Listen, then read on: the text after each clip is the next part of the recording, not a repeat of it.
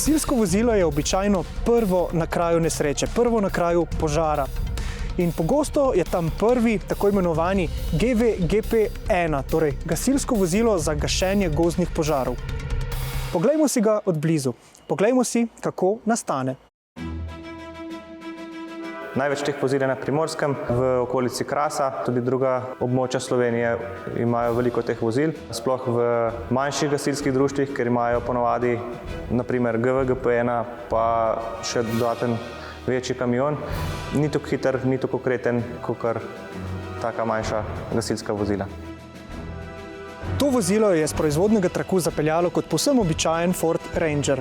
Nato je prešlo v roke gasilskega društva, to pokliče pooblaščenega predelovalca in mu zaupa svoje želje. Društva, ki delujejo na Kraškem robu, velikokrat izvajajo intervencije v naravi, kjer so značilne za Kras skrite kakšne skale. Zato je pomembno, da je vozilo dobro zaščiteno. Druga zadeva je dvig podvozja, to se pravi z dodatnimi vzmetmi oziroma z drugimi vzmetmi ter večjimi pneumatikami.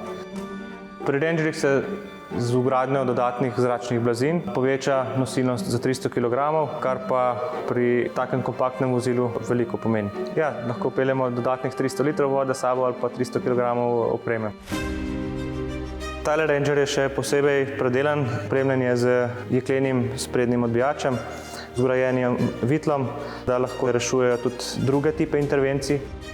Posebnost tega vozila je ploščad, na kateri je dovolj nosilnosti, da lahko tudi gasilec stoji. Seveda pa po tipizaciji mora biti tudi opremljeno vozilo z modro signalizacijo.